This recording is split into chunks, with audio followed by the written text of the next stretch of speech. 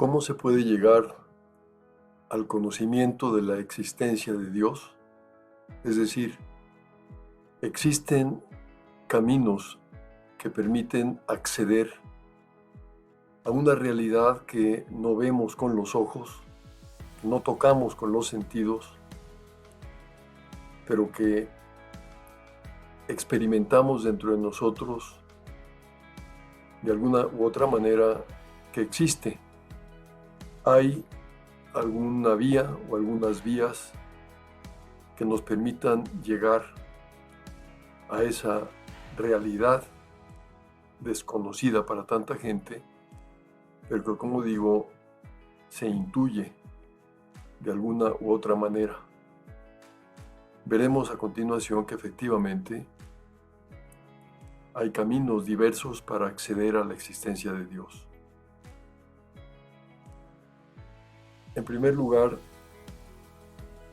partimos de la base de que hoy en día hay mucha gente que ha incurrido en el ateísmo, que consideran que Dios no existe.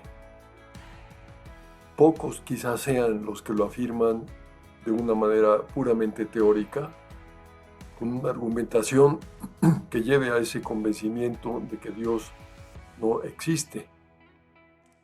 En cambio, son más los que podrían caracterizarse de ateos prácticos, es decir, aquellos que viven como si Dios no existiera. Es el llamado ateísmo práctico, que se caracteriza precisamente por esta actitud como de indiferencia, que en cierta manera puede ser una actitud más perniciosa que el ateísmo teórico, porque no enfrenta el problema, simplemente se trata de vivir como si Dios no existiera, con total indiferencia ante esa posibilidad. Por otro lado está el agnosticismo, que se distingue del ateísmo, porque el agnosticismo no es que niegue la existencia de Dios, simplemente el agnóstico considera la incapacidad del ser humano para conocer a Dios, y por lo tanto se sitúa en una posición que consiste en decir: yo no puedo afirmar ni negar que Dios exista, y por lo tanto en la práctica pues se vive igualmente como si Dios no existiera, puesto que no hay manera de acceder a su conocimiento. Esta postura agnóstica depende en buena medida de un criterio de verdad extraído de las ciencias positivas, de las ciencias experimentales, de las ciencias donde la verdad puede ser sometida a un análisis empírico. Concretamente, ese criterio de verdad de las ciencias positivas solo se aplica a las realidades tangibles, a las realidades materiales. En cambio, fuera de esas realidades, no se puede hablar, según este planteamiento, de un criterio de verdad propiamente. La verdad solo existe en el mundo científico. Por lo tanto, en otras realidades, como puede ser el mundo de lo espiritual, el mundo de la libertad, el amor y Dios mismo, al no ser realidades materiales, no son objeto de ciencia, no se les puede conocer científicamente. Ahí, en todo caso, habrá opinión, aproximación intuitiva, pero no propiamente verdad científica. Esta es la postura propia del agnosticismo. Hoy en día podemos señalar algunas causas que han fomentado este ateísmo, sobre todo práctico, o este agnosticismo. Primero, la secularización de la sociedad, esa tendencia a querer excluir a Dios del mundo y de la vida social. Vivir sin Dios en las realidades sociales, políticas, científicas, etc. Y en cambio reducir la relación con Dios al ámbito privado. Esta tendencia a la secularización lógicamente influye en que la gente se olvide de Dios. También ciertamente los antitestimonios por parte de quienes deberían dar un buen ejemplo de lo que significa vivir cerca de Dios y han optado por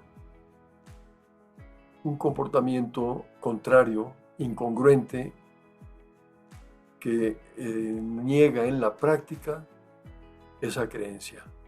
Y ese mal, diríamos, testimonio, mal ejemplo, ciertamente ha provocado que mucha gente se aleje y que tenga pues, mayores dificultades para creer en un Dios que estos antitestimonios predican, pero no son congruentes a través de su vida, lo cual genera ese efecto de alejamiento. El individualismo sería otra posible causa, que se caracteriza porque cada quien se interesa solo por sí mismo, por su propia persona. Cada quien va a lo suyo y cada quien quiere ser independiente, autónomo. Por tanto, todo lo que signifique dependencia, relación, por ejemplo, con los demás, compromiso, tiende a dejarse de lado. Y en la relación con Dios, pues se considera en el fondo que aceptar que Dios existe o que se puede establecer con Él una relación implicaría pérdida de libertad, porque vincularía a la persona con un Dios que tendría pues una serie de exigencias para la vida personal y por lo tanto se prefiere en la práctica dejar a Dios al margen. Sin embargo, creo que es pues muy general, si no es que universal, el anhelo de Dios que todos de una u otra manera experimentamos.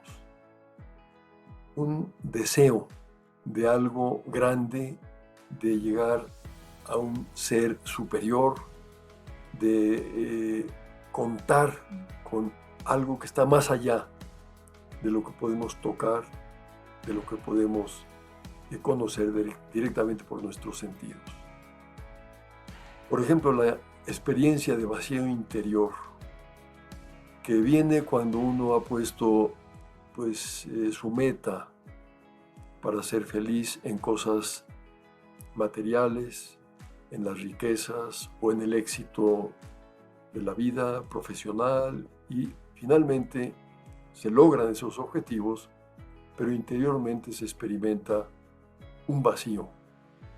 Y ese vacío interior fácilmente puede conducir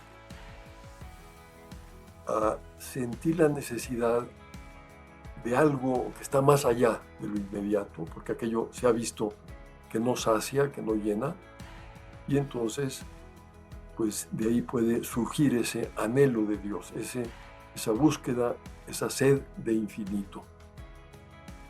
San Agustín decía la conocida frase: nos hiciste, Señor, para ti, y nuestro corazón está inquieto hasta que descanse en ti. Es la experiencia que probablemente nosotros hayamos tenido también cuando hemos querido encontrar la plenitud de nuestra vida, la satisfacción, la felicidad plena en este mundo sin contar con Dios. No hemos logrado saciar esas inquietudes interiores y si hemos llegado a dar el paso de contar con Dios, entonces es cuando hemos experimentado que el corazón se apacigua, que el corazón se sacia, según este planteamiento que hace San Agustín. Santo Tomás de Aquino afirma de manera sintética esta misma idea. Dice que los seres humanos tienen un deseo natural de ver a Dios. Está inscrito en la naturaleza ese deseo. Hay esa como aspiración, esa inclinación hacia un ser superior que el Catecismo de la Iglesia Católica explica de esta manera. El deseo de Dios está inscrito en el corazón del hombre porque el hombre ha sido creado por Dios y para Dios. Esa sería la explicación de por qué ese anhelo de Dios, por qué ese deseo que está inscrito en el corazón, pues porque procede precisamente de haber sido creados por Dios y para Dios. ¿Cuáles son los caminos con los que se puede contar para llegar a conocer a Dios?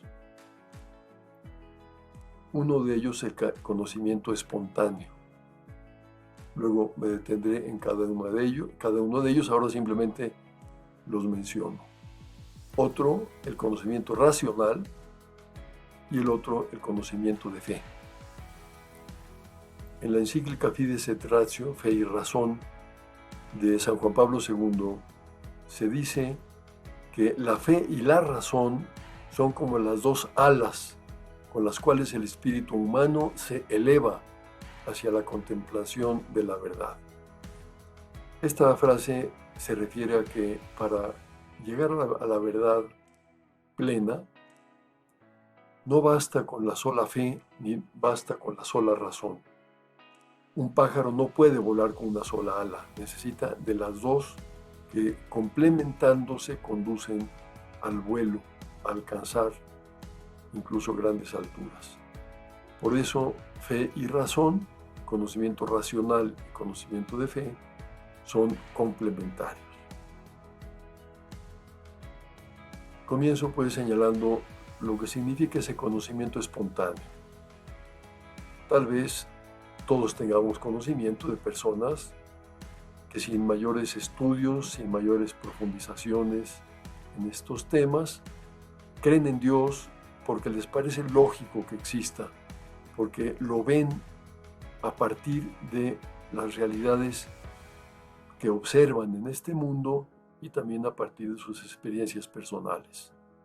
Hay como una aceptación espontánea de que Dios existe, porque pues es algo que está como acorde con el sentido común. Al contemplar, por ejemplo, la belleza, la obra de la naturaleza, una maravillosa puesta de sol, etc., es fácil decir y plantearse que eso procede de alguien, que alguien lo ha hecho. Al contemplar la maravilla de la naturaleza, el orden del mundo creado, pues entonces es fácil decir quién ha puesto orden en todo esto, quién ha concebido todo esto, y de modo espontáneo se piensa en Dios. El don de la vida, pues lo mismo, sugiere, al ver la complejidad de una nueva, por ejemplo, vida humana, pues todo esto, ¿quién lo ha hecho? Y de manera pues, natural, espontánea, se puede acceder a Dios, se puede pensar en Dios. A eso se refiere el conocimiento espontáneo. El conocimiento racional ya supone un paso más allá, ya exige un razonamiento que lleva a unas no propiamente pruebas, sino argumentos de carácter filosófico que pueden convencer en mayor o menor grado, unos más que otros, pero que al verlos en su conjunto resultan convergentes y a través de esos argumentos es fácil concluir, resulta natural llegar a la conclusión de que Dios existe. Fundamentalmente estos argumentos racionales, filosóficos, son de dos tipos: los que parten del mundo que nos circunda y serían las llamadas vías cosmológicas, entre las que están las famosas 5 vías de Santo Tomás. Y el otro ámbito es la persona humana. a partir de la persona humana, de sus experiencias interiores, se llega también a la existencia de Dios. Estas serían las vías antropológicas. Por ejemplo, el deseo de felicidad plena, como veremos, es un modo de llegar por ese deseo, por ese anhelo, a una conclusión que es esa solución última que explicaría cómo lograr esa plena felicidad a través de Dios y a través de esa perfección divina. Las 5 vías de Santo Tomás simplemente las menciono, me detendré brevemente en alguna de ellas, porque no es el momento ahora de analizarlas detenidamente. Simplemente me interesaría señalar estas vías cosmológicas, estas vías que parten de lo que podemos observar en la realidad material y ver cómo la argumentación conduce a un primer ser, que es Dios nuestro Señor. La vía del movimiento. Si observamos que las cosas se mueven, y vemos que nada se mueve por sí mismo, todo se mueve por otro, y si este otro que movió al anterior tampoco se mueve por sí mismo, es que es movido por otro. Y si vamos hacia atrás, vemos que siempre se requerirá un ser previo que mueva. Pretender que eso conduzca a una serie infinita de causas del movimiento lleva al absurdo. Por lo tanto, por este camino se llega a la necesidad de concebir un primer motor que sea inmóvil, que no sea movido por otro y que origine todo el movimiento. A este primer motor se le llama Dios. La causa eficiente es otro camino que en el fondo tiene una argumentación parecida a la anterior y que consiste sencillamente en decir que todo lo que observamos está causado por alguien, por otro. Un nuevo ser ha sido creado por alguien, ha sido generado por alguien. Y ese alguien que lo generó, a su vez, ha sido generado por otro. Son efectos que exigen una causa previa. Pero el pensar en una causa, en una cadena infinita de causas, también llevaría al absurdo. Eso conduce a pensar que para explicar esa cadena de causas es necesario concebir una primera causa incausada, que no sea causada por nadie y que genere ese proceso de causalidad. Esta primera causa incausada es Dios. Y así sucesivamente. Las otras simplemente las menciono, las otras vías, la de la contingencia y la necesidad, los grados de perfección y el orden y la finalidad que se contemplan en la naturaleza. Por la vía científica, estas pruebas, estas vías de Santo Tomás, también pueden tener un valor y un sentido. Cuando en el análisis de la realidad material se profundiza científicamente, es posible concluir que no hay una explicación para entender la complejidad de esa realidad en causas puramente materiales o inmediatas. Einstein fue uno de los que llegaron a esa conclusión cuando dijo: en las leyes de la naturaleza se revela una razón tan superior, que toda la racionalidad del pensamiento y de los ordenamientos humanos es, en comparación, un reflejo absolutamente insignificante. Quiere decir entonces que la explicación de esos fenómenos que se observan científicamente en la realidad no puede estar últimamente en la propia materia o en el mundo de la mera racionalidad humana, sino que se requiere una razón superior. Esa razón superior es aquella a la cual podemos llamar Dios, porque trasciende por completo los niveles materiales y humanos. San Juan Pablo II, abundando en esta línea, diríamos, de argumentación, decía: frente a las maravillas del mundo inmensamente pequeño, del átomo, y el mundo inmensamente grande del cosmos, el espíritu del hombre comprende que una obra de tal calidad y de tales proporciones requiere un creador. Ahí está la argumentación. Ver la complejidad del mundo del átomo, al ver la perfección del cosmos, no se explica todo eso por sí mismo, sino que se requiere un creador cuya sabiduría trascienda toda medida, cuya potencia sea infinita. Ese es el camino que racionalmente conduce a la existencia de Dios. Este autor, Anthony Flew, es un filósofo inglés que muere en el año 2010. Había sido un ateo combativo a partir del año 1966, muy conocido en el Reino Unido y en el mundo intelectual. En 2004, anuncia que cree en Dios. Hay aquí en él un parteaguas, un cambio fundamental. Y la conclusión de la existencia de Dios a la que llegó se debió a las investigaciones sobre el ADN.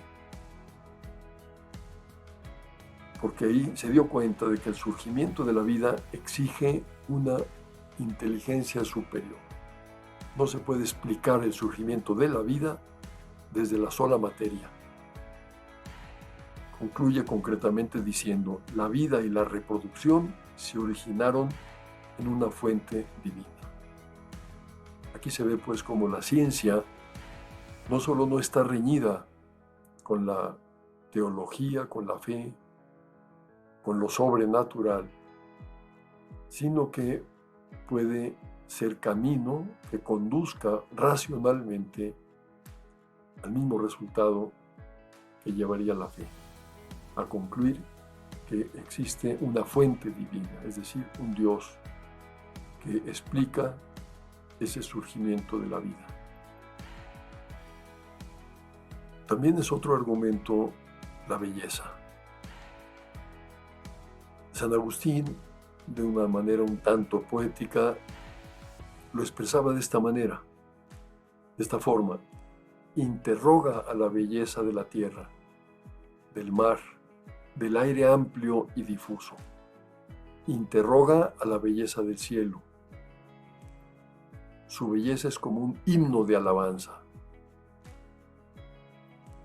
Estas criaturas tan bellas, si bien son mutables, ¿quién las ha creado sino la belleza inmutable, con mayúscula?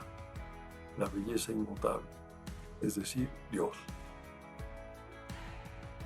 Mucha gente llega precisamente a conocer a Dios y a aceptar su existencia precisamente porque a través de lo bello encuentra que no hay otra explicación que dé razón de esas maravillas que contemplamos en el mundo. Solo un ser perfecto pudo haberlas creado. El Catecismo de la Iglesia, por otra parte, señala que con su apertura a la verdad y a la belleza, con su sentido del bien moral, con su libertad y la voz de su conciencia, con su aspiración al infinito y a la dicha, el hombre se interroga sobre la existencia de Dios. Es decir, que estas manifestaciones de la espiritualidad del hombre, apertura a la verdad, a la belleza, sentido del bien moral, libertad, la voz de la conciencia, son manifestaciones de un alma espiritual. En todo esto se percibe signos de su alma espiritual. Y concluye el catecismo que al ser irreductible el alma espiritual a la sola materia, no puede tener origen más que en Dios. Es decir, que por la propia experiencia llegamos a la conclusión de que el alma es espiritual. Y el alma espiritual no se puede explicar a partir de la materia, ni de otra alma de su mismo nivel. Tiene que ser originada por Dios. Esta es pues otra argumentación que parte de las realidades observables para concluir en que Dios existe. Es famosa la apuesta llamada apuesta de Pascal, un argumento que puede no ser tan convincente, que puede quizá no ser tan válido, sino que tiene un carácter como de conveniencia. Decía Pascal, puedes creer en Dios. Si existe, irás al cielo. Si no existe, no ganarás nada. Puedes no creer en Dios. Si no existe, no ganarás nada. Pero si existe, no irás al cielo. Esta es la disyuntiva que se plantea para concluir que más vale creer en Dios, porque si existe, irás al cielo. Es pues un argumento, como digo, que no tiene una fuerza de convicción racional completa, pero que más va por la línea de la conveniencia. El deseo de felicidad plena, que sería ya una prueba, una argumentación de carácter antropológico.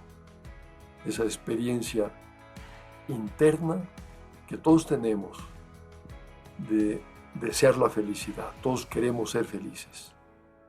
Sentimos anhelos de plenitud, no nos llenan las cosas parciales de este mundo. Siempre deseamos ir a más. Y cuando queremos saciar este deseo de felicidad en las cosas contingentes, pues quedamos insatisfechos. Ningún bien creado es capaz de colmar esa felicidad del hombre.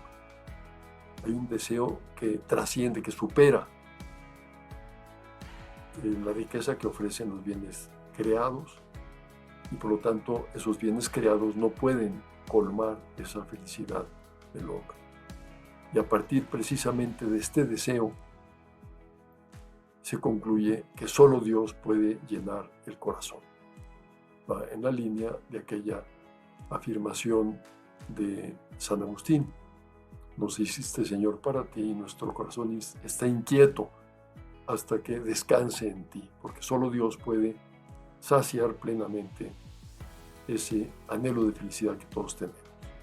Esto es un argumento vivencial que en la práctica, cuando una persona se decide a creer en Dios y cree en Dios y confía en Dios, descubre y constata que efectivamente esa relación con Dios es el camino para la felicidad plena que anhela y desea.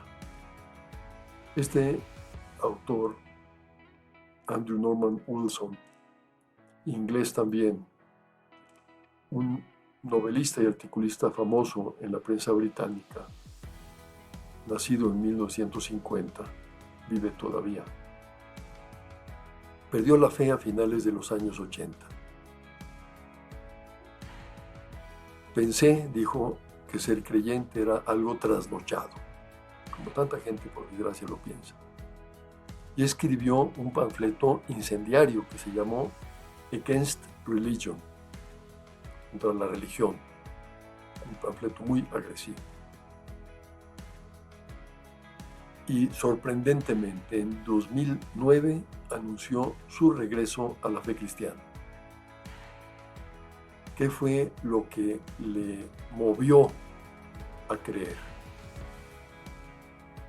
Él lo explica así: he vuelto a la fe gracias al ejemplo de la gente que conozco. Al ejemplo de la gente que conozco. Es decir, amigos, cercanos, creyentes.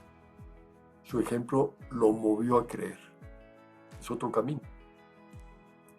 Cuando pienso en mis amigos ateos, dice, incluido mi padre, me parece que estoy ante personas que no tienen oído para la música o que nunca han estado enamorados. Es pues significativa esta manera de expresar su regreso a la fe. El ejemplo de los amigos que le permitió intuir que Dios existía y que valía la pena centrar su vida en él. El otro camino para llegar a Dios es el camino de la fe, que lo expondré en una segunda parte de este tema de la existencia de Dios. Por lo tanto, aquí termina esta primera parte de la exposición en la que se ha visto cómo a Dios se puede llegar por el conocimiento espontáneo, por el conocimiento racional, mediante las pruebas cosmológicas, mediante las pruebas antropológicas. Y el otro camino será el camino de la fe, que no ha sido abordado en esta sesión, sino que lo reservo para la siguiente exposición. Muchas gracias.